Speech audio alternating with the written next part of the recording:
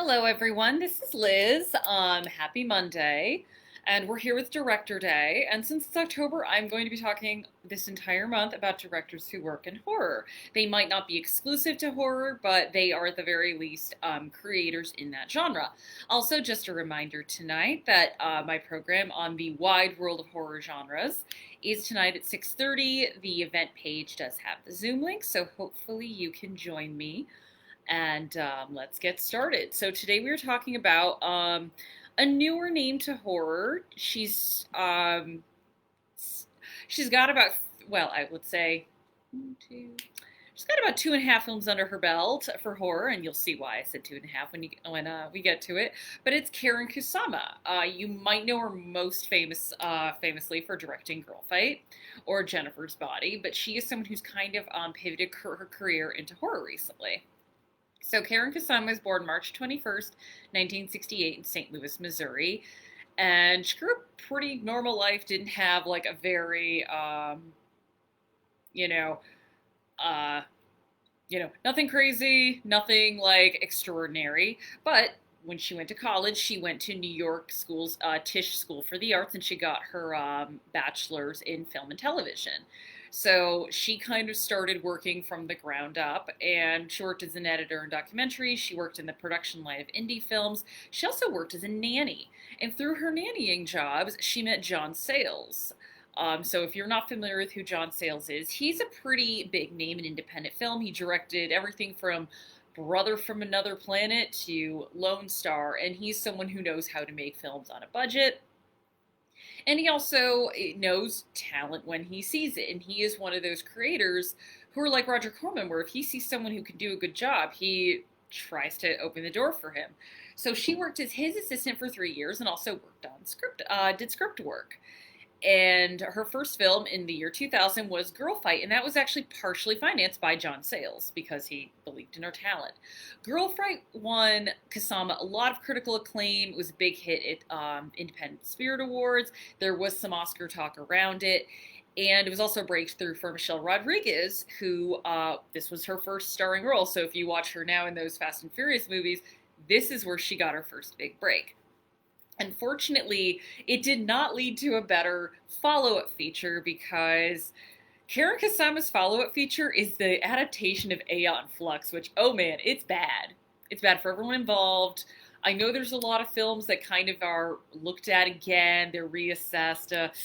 Yeah, Aeon Flux is not going to have one of those. It's got Charlize Theron. She's not great in it. It's just, unfortunately, not a good movie, and it kind of handicapped her career for a bit. But luckily and unluckily, she bounced back. So her third film was Jennifer's Body, and that was her teaming up with Diablo Cody, who wrote the script to write about a girl who gets possessed by a demon, and it is both a demon girl movie and also a film about the complicated relationships of high school girls.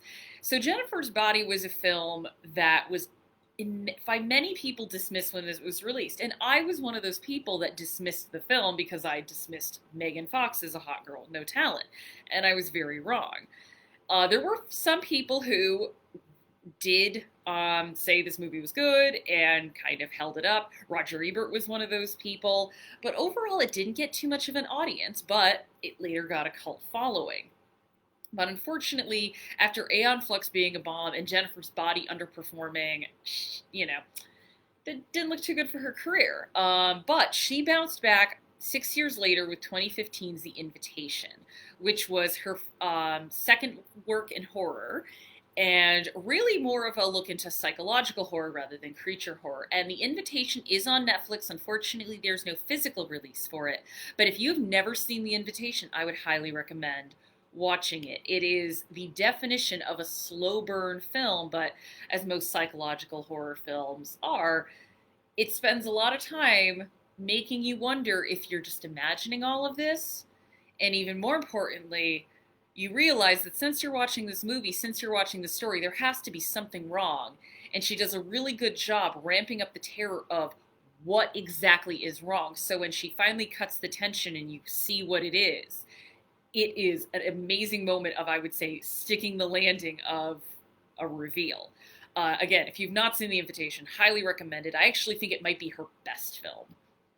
And she followed that up with Stuck in Horror with the great anthology film. It's Double X. It's an anthology film of four women writing and directing horror segments. Hers is called Her Only Living Son. And think of it as what happened if Rosemary, rather than just sticking with the cult, decided to take her kid and run. And what would happen 18 years down the line when the devil came to claim his only living son.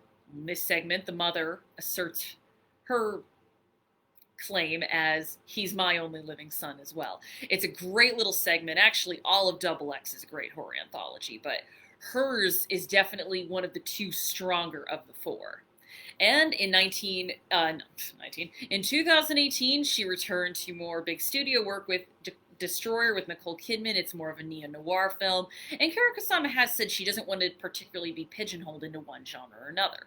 And she likes to still work around. But she is going back to horror because Blumhouse did announce that she is going to be directing their adaptation of Dracula. And frankly, I cannot wait. So why is she important? Well, I think I've kind of discussed this before. Film still is more or less dominated by male voices. So whenever we have someone else kind of being able to tell their story, it's good. But I think she's good because she, especially in horror, she is someone who has a very different approach to these stories. So again, The Invitation is one where I think had it been in the hands of someone else, it could have become a slasher, a far more conventional film. Or Jennifer's Body, though it's a gory film, could have, again, gone in a way different direction. But she, rather than focusing on the gory details, she goes for the emotion that is in horror. And ultimately, horror is an emotional genre.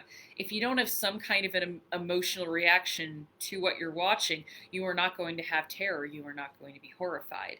And I think because she understands that, and because she ultimately is an emotional filmmaker, because she likes to make her stories visceral, I think she is a perfect addition to the pantheon of masters of horror.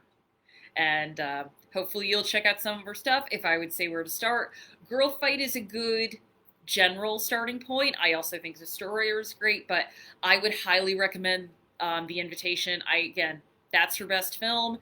Unfortunately, it's only on Netflix. Again, I would also say give Jennifer's Body a rewatch. That is one that I think got really just ignored when it came out, and unfairly. I also went and watched it finally years later. I'm like, this movie's actually really good. Why did I hate it? Or why did I not want to see it? But again, I think I had some, issues with Megan Fox. And honestly, Megan Fox is great in this. I really wish she didn't just decide to, I don't blame her for not wanting to act that much anymore, but man, she is someone who's tailor-made for the horror comedy genre. She's great in it. She has a lot of good comedic chops. So I would say check out any of her movies, and hopefully if you'd like to come by tonight for the Zoom program for the Wild World of Horror Genres, it's happening at 6:30. So have a great October, and I will see you around.